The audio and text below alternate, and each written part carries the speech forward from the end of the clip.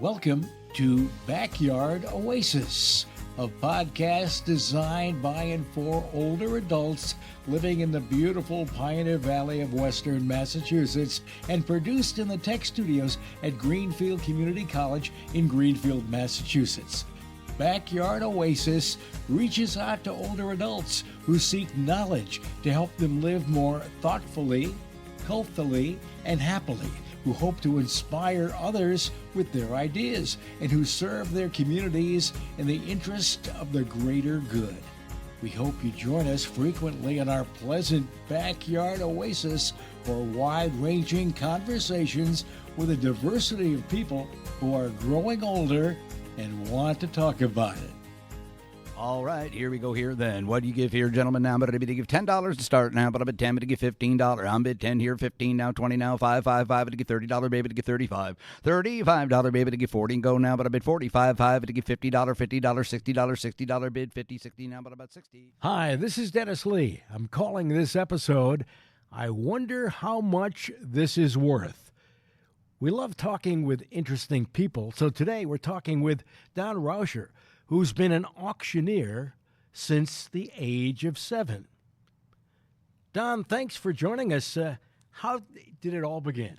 Well, I grew up on Long Island, and we were in the horse business and horses and related items. And every other Saturday night, we had an auction for that kind of stuff. And my dad would put me up and let me sell, small lots, chickens or odd pieces of tack or something like that. And it was a lot of fun. I was sell half a dozen items, and one Saturday night came along, and the auctioneer that we hired couldn't make it.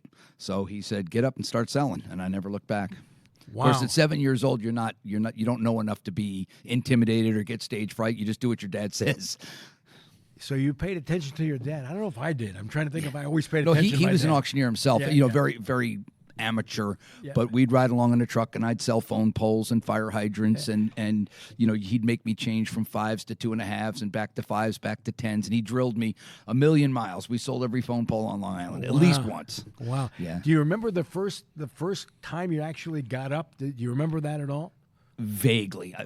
It was a Saturday night auction. I remember it was colder weather, and I think I had a bunch of dirty old horse halters to sell, and I don't think anybody wanted. They just felt kind of what we call a sympathy bid for a 7-year-old kid who's up there just hoping somebody will bid. Right. So I vaguely recall it, but that's 55 years ago. So that was the first time you did that, and then you just kept doing it. Yeah, because I had we had these auctions every other week. It gave me an opportunity to get more and more comfortable with it, and you just, as you become more comfortable, your chant becomes secondary. You're thinking. It becomes muscle memory after a while. Later on in life, I started doing a lot more auctioneering, and you're thinking about driving home, or you're thinking about where you're going to stop to eat as you're selling, and you never miss a number because it's ingrained in you. I was going to ask you if you ever got in the middle, though, and you lost track. Now you're saying you're thinking of other things. Well, it's so funny because there's certain numbers that I get an anxiety attack as I come to it. For example, 22,300. 22,003 we get 4, now but a bit 23,4. Well, I just went from 22,003 to 23,004. And I know when that number comes up, and I try to focus, and I start to sweat, and more often than not, because the numbers are sequential, 2, 3, 2, 4, 2, 5. You're 22, 1, 22, 2, to get 2, to get 3, to get 4, 23, 4, now 5, now 6, and you're like, oh, 24, no, 23, where was I? 22, 3, looking for 22, 4. And I catch myself, and it's one of those things. No matter how hard you try to prepare yourself, you know it's going to happen, and it happens anyway.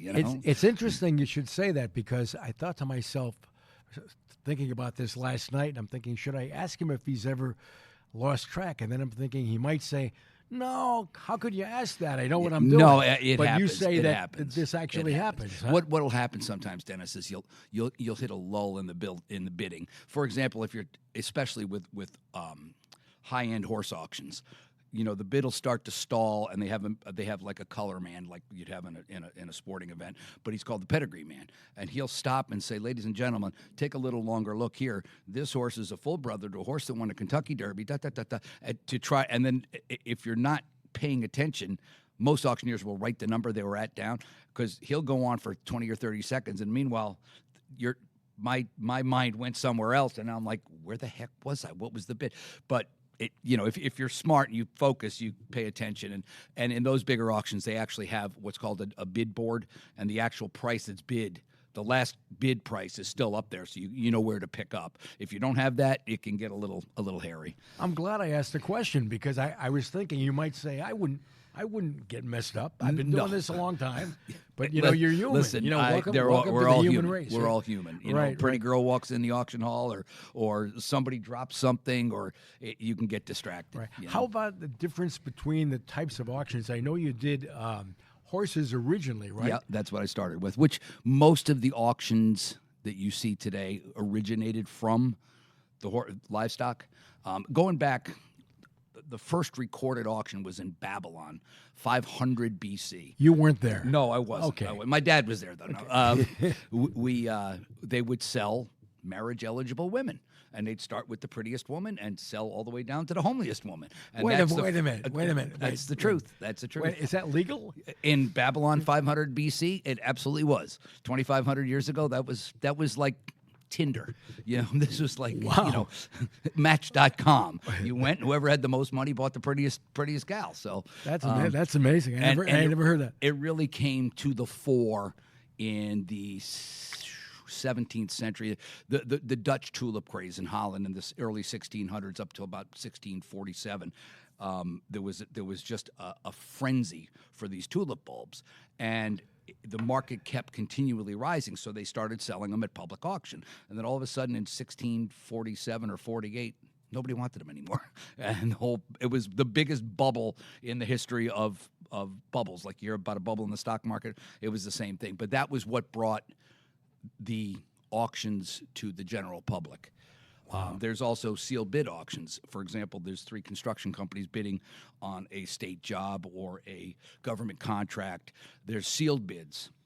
You'll see that used to see that, not as much anymore, but with like municipalities.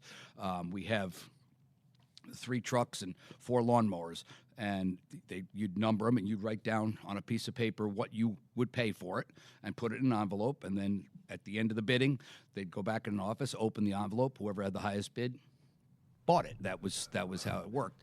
Then you have what's called a Dutch auction, where you start, let's say, $1,000, and who'll give $1,000? Who'll give $950? $950? Who'll give $900? Anybody at $900? $850? And then the first hand that comes up, sold. As opposed to the English version, where maybe it's worth $800, they'll open the bidding at $200. And then 2, 2.5, 3, and work its way up. It's just the opposite. But that's what builds the competition and the urgency. Why would they go backwards? Because they feel it saves time. It will eventually reach a point where the seller will say, "Okay, the bid's too low. I'm not interested in selling my item." You see that a lot with reserve price auctions. I'm watching you going, "Geez, I really kind of want to buy this. I wonder what he's thinking." I don't know if he's thinking 500 or 600, but I should probably get in at 600 just in case he's thinking, the same thing. I can get it before he can. It's just the reverse psychology. So in other words, you're talking about a strategy for somebody that goes to the auction. Correct. Right. Correct. What's the difference between machinery and horses in the way you do that? Is there a big difference, or is it just the same process? It's the same process. There are some different tweaks to. I mean, I sell it the same way. My chant, my numbers are the same way. Horses are of indeterminate value. I could look at a horse and say, "Man, there's a horse worth $100,000." You might look at the same horse and say, "Are you nuts? That horse isn't worth $5,000." Whereas a pickup truck, an excavator, a drill press, there's a value. It's pretty cut and dried. Right. If you went to the bank to get a loan on a 3-year-old pickup, they're going to look at a book and say their average price is blank. That's what we will loan you on it. That sets pretty much the parameters of the item you're selling. Right. Whereas fine art, horses, items of indeterminate value because of emotional attachment or scarcity, there's no real guide to the price. It's who wants it the worst. Who wants it, right? What makes a good auctioneer? A good auctioneer is someone who can engage his audience, stay professional, keep his focus, be entertaining to a degree. Don't be clownish, but keep your audience engaged and have some product knowledge. Some, because I can't tell you how many times I've seen something come up in an auction in front of me, and I can look at it and look at it and look at it, and I mean, I couldn't tell you if it was a part off the space shuttle or something for deep sea fishing or for I usually say something along the lines of, I don't know what the heck it is, but I'm sure it's a good one. Let's start it. We'll give $10 and go from there, because you can't know everything about everything. Right. Well, that's the whole thing is really kind of fascinating. I know it's all about selling the items, obviously, and that's why you're there. And people, you want to make money, and the people want to buy I get that, okay. But I have a feeling there's a little bit of performance art involved. Yes. I was thinking last night, Don Raucher, that you call yourself an auctioneer, but I think you're really maybe the DH, the designated ham. Very, yeah. If you don't have a little self-deprecation, but a little bit of an ego, it's really not the job for you, because you tend to take it personally. If somebody's not bidding, you say, "Oh, it must be me. It must be me." No, it could be the item that you're offering for sale has zero value or zero interest at that time in that situation. But you can't take it personally. You have to separate yourself. Have you changed the way you do it over the years? Yes, I mean, I obviously, absolutely have. Experience gives you other ideas. So, well, how have you changed? Well, for example, when I first got involved, shortly after I got married and I had my first daughter coming, the horse business was a lot of fun, but it was very erratic. We had a winter of 93 into 94 where it was just constant snow. We did no horse business. I went from December to March and never got a paycheck because there was just no money. There was no business. Everything was kind of stopped for winter. And I had a baby coming in that June, and my wife said... What year was it? 1994, this was. Okay. I was married in 93, and my first daughter was born in 94. And my wife said, if you think we're spending another winter with you not making any money, and I'm staying home to have a baby, she worked in a law office, she goes, you got another thing coming, so you better find an alternative income. And... I said, well, the only other thing I know how to do, and it's so funny because my younger brother says it to me all the time. He says, the only thing you're good at is sitting on your behind and running your mouth. And by golly, I found a way to make a living doing that. That's good. So, but I went and had to enter ground floor at an auto auction in Connecticut, which when you're a 33-year-old cowboy was pretty emasculating, to put on a shirt and tie and go basically sing for my supper. And I got hired on as what's called a ringman, spotting bids and keeping the vehicles moving through the lanes. And it was completely foreign to me because they, in that industry, you ask a lot and back down till you get a bid, and then you go back up. In the livestock industry, there's a floor man or a ringman that starts every animal. It might be a $2,500 horse that they start for $15,000 and go up. You don't start asking 4, 3, 2, 15,000, 11, go all the way back up. It's, speed is of the essence there because there's so many vehicles. But again, you're only going to travel so far. I mean, a 2018 Chevy Impala is only worth what it's not like it could bring 60,000 or 500. They all have a base value, if you will. And the other thing was I had to pick up my speed. I was used to selling one horse at a time, one saddle at a time, and your chant, as it's called, was slower, more melodious. That was the accepted way of doing livestock auctions. Did somebody critique you? Did you have somebody to help you out and say? No, I didn't. What I just heard was, yeah, you suck at this. And this was from the guy doing the hiring. And I'm like, I've been an auctioneer for 30 years. He said, yeah, but you're not a car auctioneer. You need a lot of work. So I went over to a guy I knew casually, and he said, you got to pick your speed up. They want to hear a machine gun. They don't want to hear sing-song. They don't want to hear any interjecting. They're paying you to take this car, get a bid, sell it, go on to the next car.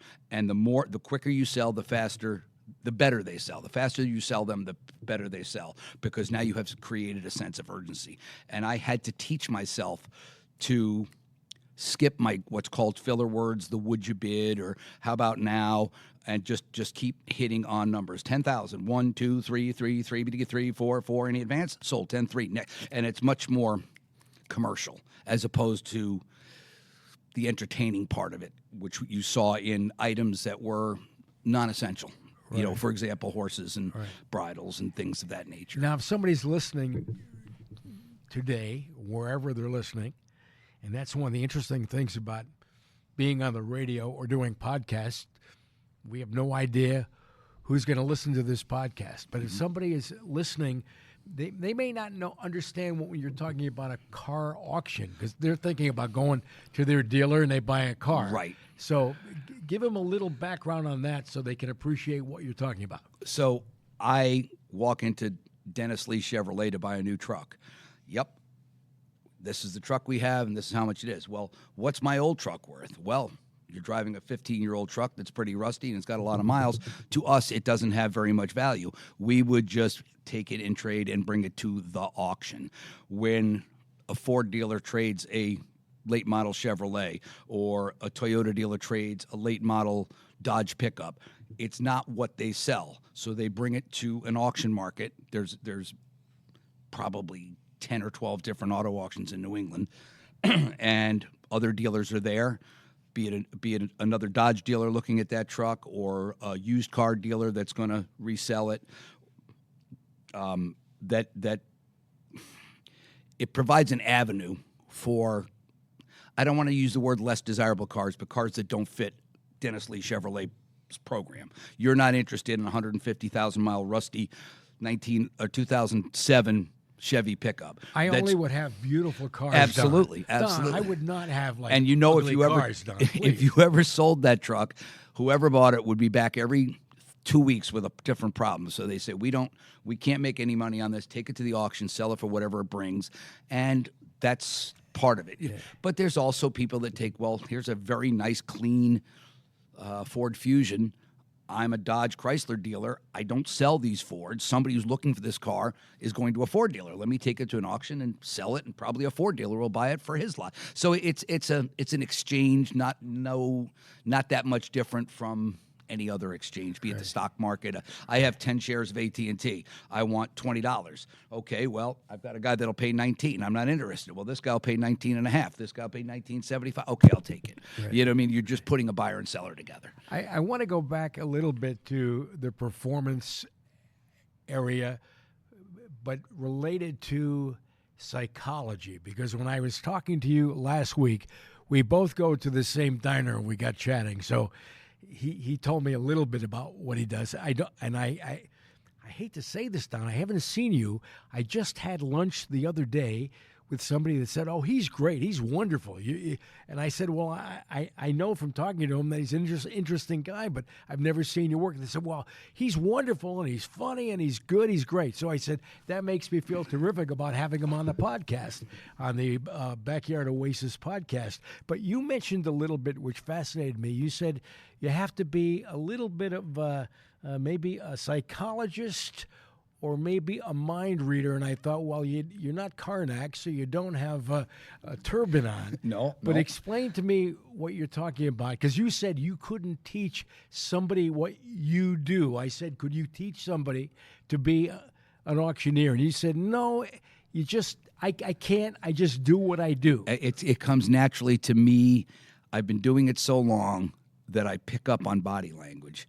Now, in my mind, out of the corner of my right eye, I see a guy start to pay attention, start to focus, and I go, okay, he's interested on this. Now, the trick is to not look directly at him until the bidding starts, because it's going to create some urgency on his part, like, oh my gosh, I can't miss this.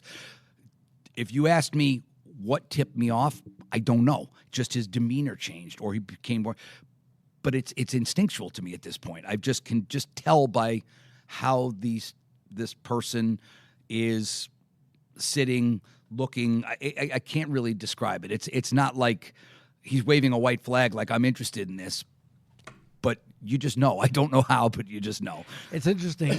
When you were just speaking, I thought about, must be like lawyers trying to read a jury. Correct. You know, Correct. they're You trying pick- to figure out what is the jury thinking. You're looking for a tell. Yeah, yeah. You know, whatever it might be. It Now, might be. so there's you can't tell me just sitting here like an example of a tell. I mean, give me an idea. Is it a look? Is it the way somebody leans forward? It's or you know, for example, you and I are sitting at this auction, and we're kind of leaning into each other, talking, and a particular item comes up that you're interested in. You'll kind of lose focus with me and say, "Hang on a minute, I want to bid on this." Now, I, as the auctioneer, don't see that. All of a sudden, I see these two guys were talking, and now they're both sitting a little further apart, and he's looking directly at me. He's showing interest in this particular item that's being sold, or the next item to be sold, kind of a thing. And it's if you've done it long enough that you just kind of pick up on it. It's really hard to explain. If you stood behind an auctioneer and watched the crowd and watched how he sold, you would eventually, your eyes would just go to, okay, this guy was looking through his phone. Now he put his phone down and he's really focusing on me. Is he bored with his phone, or is he actually interested? You don't know until the bidding starts, and then something happens, and I don't really know how to describe it, but they kind of in the horse world, we say he picked his ears up. All of a sudden, he's got his ears pointed forward instead of relaxed. You'd have to stand behind me and then and watch it happen. You'll say, okay, now I see that. Wow, that's fascinating. It really is. It really is. And I always said, and I'm not to pat myself on the back. Go ahead. If you're You're good at allowed. it and it comes naturally to you, it's hard to teach it. I mean, those who can do and those who can't coach. Yeah, you yeah. get great athletes and they say, well, you've got to do it this way. Well, I can't do.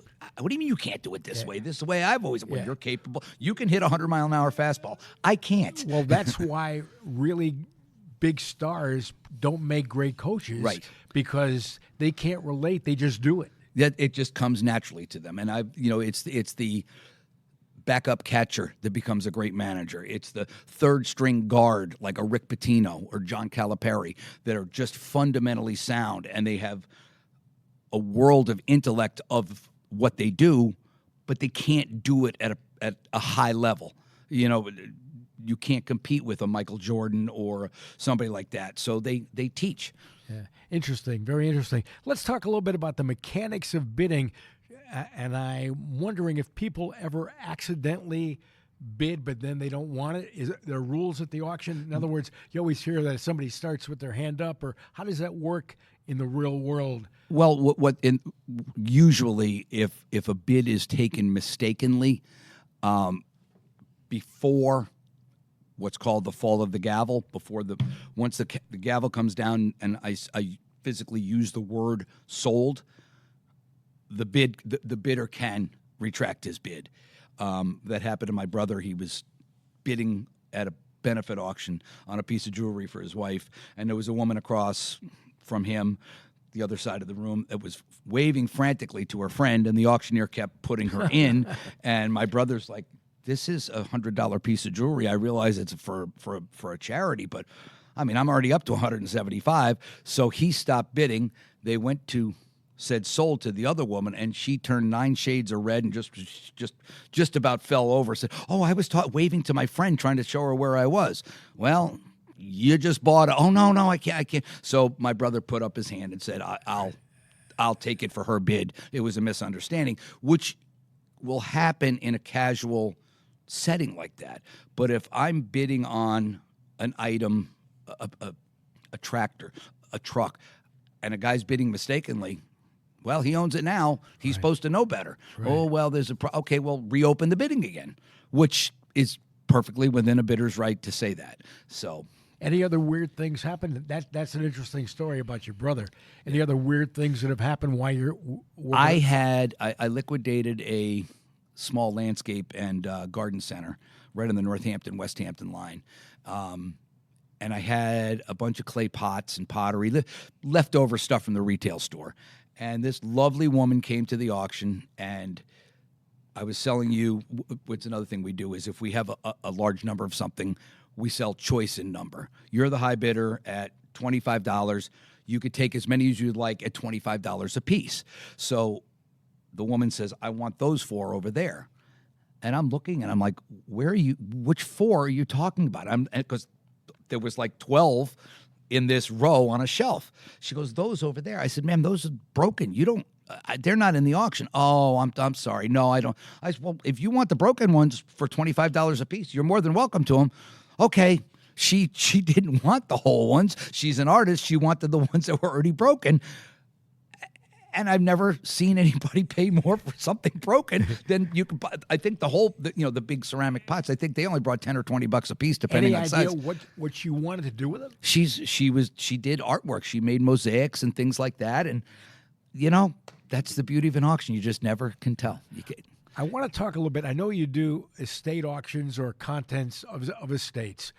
And I know that we've talked, and I've also heard that, and I know from my own personal experience, when folks pass away, they have a lot of stuff. Right. They've lived someplace maybe since 1954. Yep. I'm using my own family, okay? Mm-hmm. A 1954 house. They pass away in their 90s. I'm using my mom and my dad, mm-hmm. but I know this is the way it happens. And people are just stuck with stuff, and they don't want it. Right. So, what do they do, and how can you help them?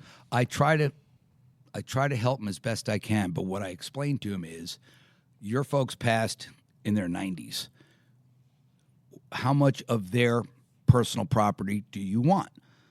Do you want the dining room set? Do you want the living room set? Do you want, no, it's dated. And usually you get, listen, my mom was 94. I'm 73. I've got all the stuff I need. Well, what about your kids? Well, they're in their 50s. They've got all the stuff they need. How about the grandkids? Oh, the grandkids don't want any of this stuff. It's too old for them. That's the situation we're in. The baby boomer generation is dying off, and there's not as many young people. The population of the people under that age bracket that are seeking out this stuff is probably 1/3 of the baby boomer generation. And the other thing of it is, and this is the bane of every auctioneer, so much stuff is so readily available. Well, I've got all these pots and pans that my mother had for 1,000 years. Yeah, no, I just go on Amazon and order what I need, and it's on my front step the next day. Yeah, but you could buy these cheaper. It doesn't matter. It's the convenience of going on Amazon and having it. That's what you're up against. If it's readily available, if it's fairly common, it's convenience of sale. Now, if you have something exceptional, if you had your father's 57 Chevrolet two-door convertible, you can bet those people will show up to the auction, but it'll be a generational thing because a lot of the people that remember the 57s are too old to be driving those 57s. Right. So the kids that remember the first Datsun 280ZX, they're now in their 50s. They have expendable income. Their kids are out of college. That's the car they want. And it's the same thing. They don't want the upholstered furniture. They want mid-century modern. They don't want, the old 4-poster bed. They want a futon. Tastes change, people change, and the long and the short of it, there's fewer young people to absorb all this stuff that the parents and grandparents gathered over the years. Right. So then they come to you. They come to you, and I tell them, listen, have a yard sale. There's a lot of it you could probably donate to various charities, but it's not going to pay either of us to take 1950s era furniture to an auction where there's really no market for it. And it's sad because it's good quality, but my kids my oldest is 30, my youngest is 28. They don't want it for free. They want what they like. When I got married, I had my grandmother's old stuff because that's what I could afford. Now, IKEA, all these other, this stuff is so quickly and mass produced and inexpensive. It's again readily available. My day, you paid our day, my parents' day. Yeah. There was something called layaway. You went in every week and you paid $20 a week. And when it was paid for, they brought you that couch, refrigerator, stove. And let me tell you something. It better last 100 years because that person, my mother, I'm thinking of, knew how long it took her to pay for it. And it better be good quality. If there's ever a problem in the next 15 years, you are going to hear from her. Right. Today, it's put it on my credit card. Oh, well, I had it 3 years and it died. Well, that's the life expectancy of it. So it's become a throwaway society. People don't. I mean, back in the day, you'd sell like I said, the towels, the salt and pepper shake, everything. Now it's readily available. Right. So you have to find the unique things that nobody else has. You were telling me, though, that you're sometimes surprised about some item. I don't remember exactly what items you were talking about, but sometimes you're surprised what goes and what doesn't go. Right. The beauty of an auction is it's the only place in the world you might get some more than you want for something. If you have an item and you want to sell it, say, for $40, nobody's going to come to your house and go, oh, that's worth a lot more. Let me give you $60. It never happens that way. But if you put it in a competitive bidding situation, it could bring more than you want. What were you talking about the other day? You were talking about some kind of cards or something when I talked to you, and you couldn't figure out why people would want these cards. There was something you mentioned, some items, and you said, you're going to have to give them to other auctioneers. There was some. Yeah, I can't remember exactly. I didn't know. They They were sort of like sports cards, but they had actors and actresses on them. Okay, yep. And I couldn't remember exactly what it was. There was only a run of, I want to say, maybe 75 or 80 total. And this particular man who passed had 27 complete sets of these 80. I mean, why anybody would want one, let alone 27 complete sets, is beyond me. But I guess it was a thing. It was a thing. It was a very popular thing. Yeah. You know, and that's the other thing. Most of these movie stars and they're movie stars because it really kind of predated television. I mean, nobody remembers them. You know what I mean? This man passed and he was 90. Yeah. 90-year-olds are either selling or dying. They're not buying. Right, you know what I mean? Right. So what happens with that? I have I brokered some to another auctioneer in New York. Again, these are and this has become a game changer. The online auctions, the presence of the online situation where you could be in Holland bidding on an item in California, as opposed to you had to come to the auction, and so there's a worldwide audience for these obscure, niche kind of things. Wow. Years ago, I had a bunch of proofs and drawings and everything from one of the creators of the Teenage Mutant Ninja Turtles. He did a lot of like fantasy comic book stuff, and his wife, her name was April, was like the model for like Xena Warrior Princess. Yeah. She was 5'10" and athletic and the big dark hair, and she was just a knockout. And she passed rather unfortunately. And this friend of mine said, "Can you take this stuff to an auction and just get rid of it? I hate to throw it away, you know." And she lived right in Whately.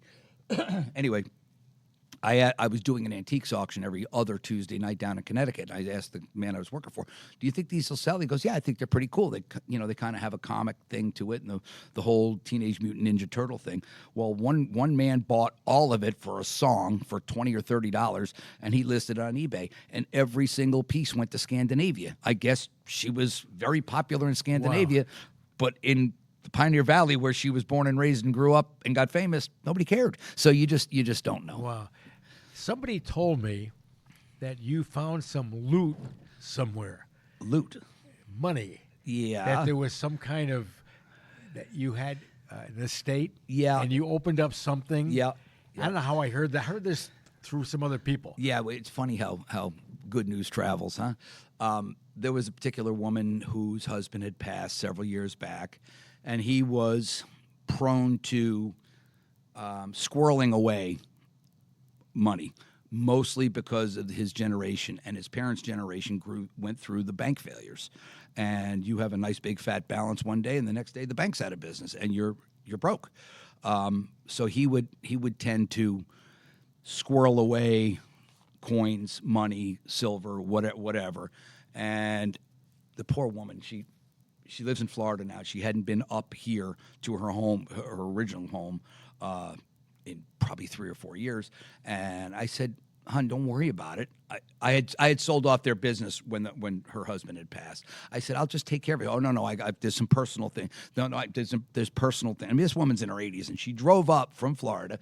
And I'm thinking, well, there must be some pretty important personal things. Well, the truth of the matter was, when her in-laws passed, it took her like a month to clean out this house because every time she'd take a book off a shelf, a $20 bill would fall out. She'd move the bread box and there'd be a $20 gold coin. So she goes, I know my husband did the same thing. So she scoured the house. She took everything, da-da-da.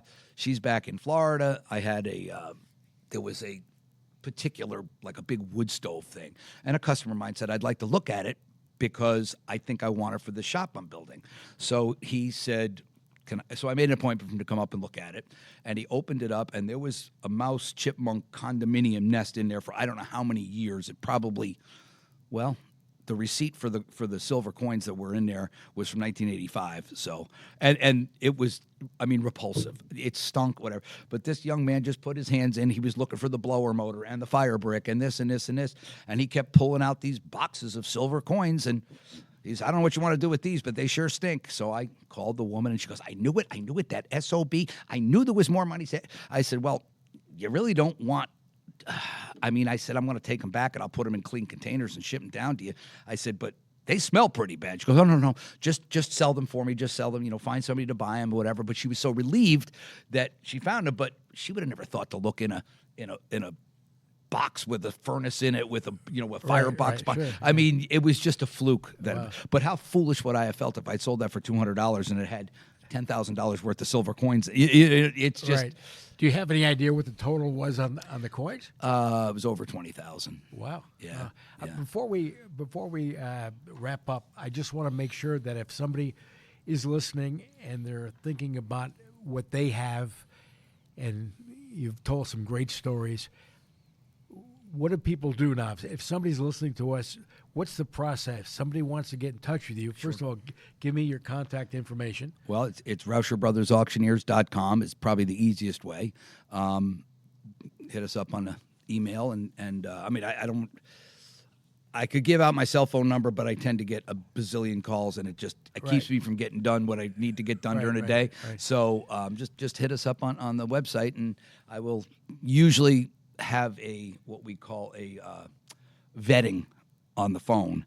And if they tell me, yeah, I have all my mom's Hummels and I have Franklin Mint dolls, and I tell them, I'm sorry, there's just no market for them. Well, this is what I love. I don't care what it brings. Well, I do, because I'm working for a commission. So Right. I don't want to move 300 Hummels and sell them for $5 a piece and make next to nothing and spend all day and all night. No, Right. If it doesn't have Value. a value that is respectable, it doesn't pay to take it to auction. The labor, advertising, all that just chews up whatever it is. So it gets hard. This has been really fascinating. I knew just from having a few conversations at the Florence Diner, where we both end up going somehow. I live right down the 17 times a week, because I my live office down is right around the street. corner. There's people listen. I don't know who's listening or where they're from. We're talking Florence, Massachusetts. We both end up at this diner. As a matter of fact, several of the people that I've had as guests, people I knew or didn't know because of a conversation over a cup of coffee or a muffin at the diner. Yep. And I just knew you'd be interesting, and you haven't disappointed. So, Don Raucher, thank you for being with us. I greatly appreciate it. And thank you for being with us for Backyard Oasis. Pleasure was all mine. Thank you for having me. $90, baby, to give 95, $5, baby, to give $100 bill, round it out here. 100 and go, now, but a 1, but a 110, 10, 10, but to give 1, but to give 110. I'm bid 100 here, 110, 10. This concludes today's podcast. We're always looking for new ideas, so feel free to reach out to Judy Raper, Associate Dean of Community Engagement at Greenfield Community College, at 413-775-1819. If you have an idea you'd love to share. Special thanks to the creators of Backyard Oasis, Denise Schwartz, Chad Fuller, Dennis Lee, and Christine Copeland. Have a great day.